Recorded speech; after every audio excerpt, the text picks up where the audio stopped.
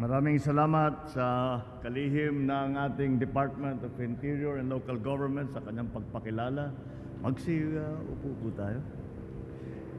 Andito rin po ang ating Secretary ng DOH, Secretary Ted Herbosa, His Excellency Dr. Andreas Michael Paferonishki. I'll get that right one day.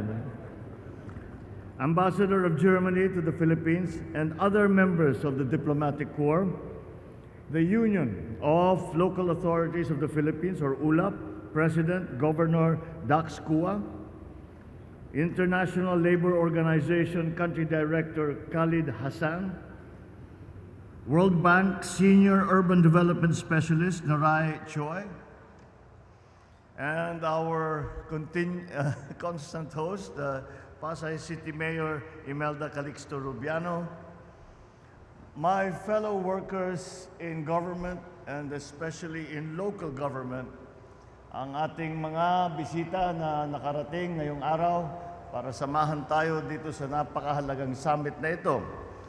Ladies and gentlemen, magandang umaga po sa inyong lahat.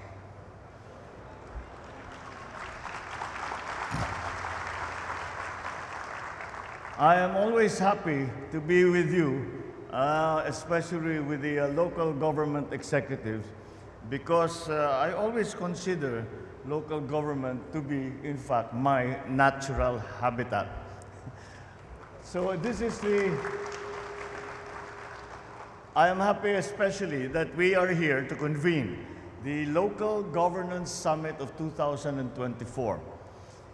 The intent of which is to explore and to employ the various ways of capacitating our localities and local executives to serve our people better.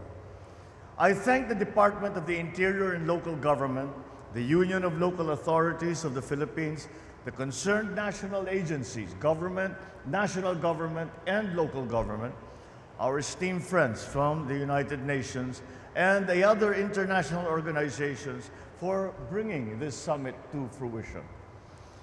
This is an opportunity for each of us to reflect on the huge responsibility that we all hold in our hands. The ability to transform our respective communities and the lives of those that are in those communities under the banner of Bagong Pilipinas.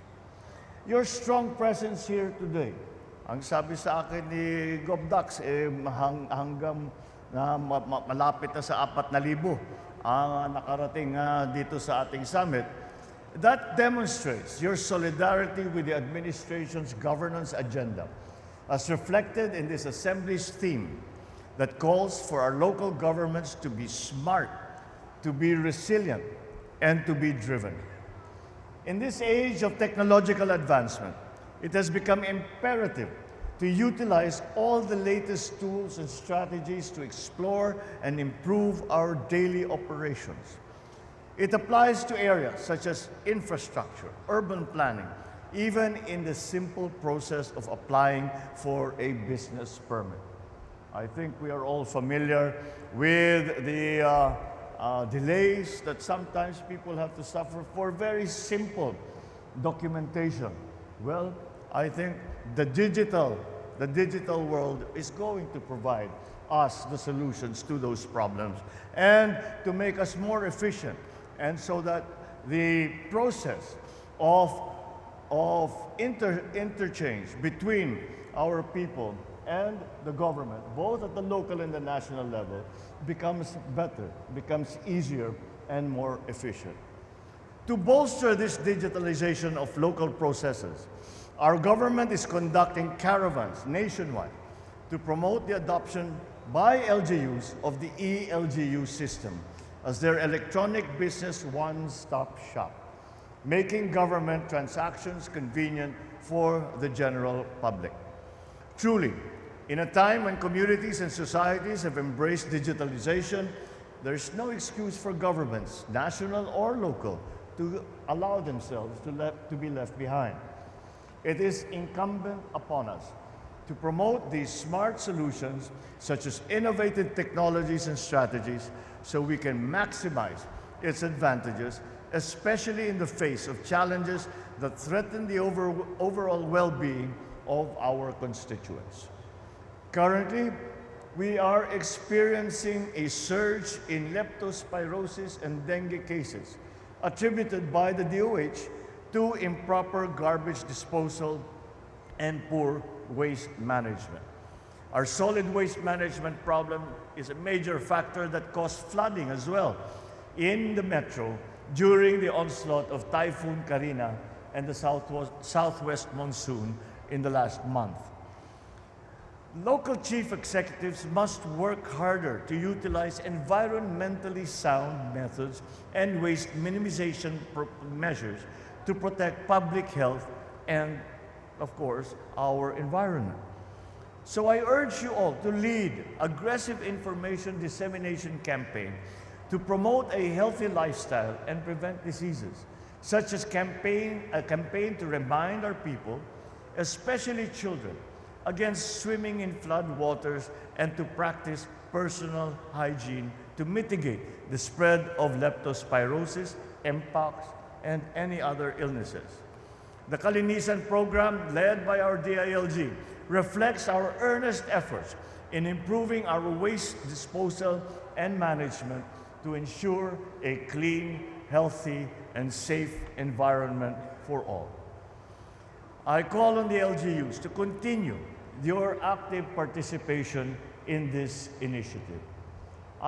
This has always been a problem for our urban communities especially, where how do we get rid of the tons of waste that accumulate and to not leave them in the environment and to remove them from the exposure to people in their day-to-day lives.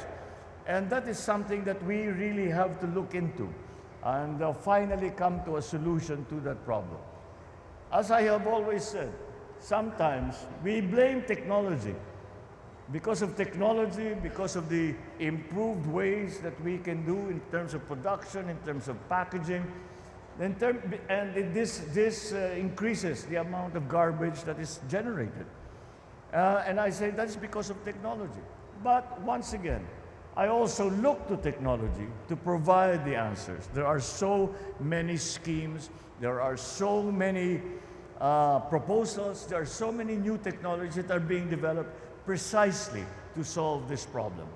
And I urge you all to look into them as quickly and deeply as possible so that we can finally solve this problem. The national government, this is a local government mandate, but the national government is here always to assist and to find ways for you in your specific communities how we can improve this situation. And to recognize our lupon, which makes an invaluable impact on the peace and order in the community. I recently signed Executive Order number 68, which strengthens the Lupong Tagapamayapang Incentives Award System and reorganizing the National Awards Committee. Under the new EO, the number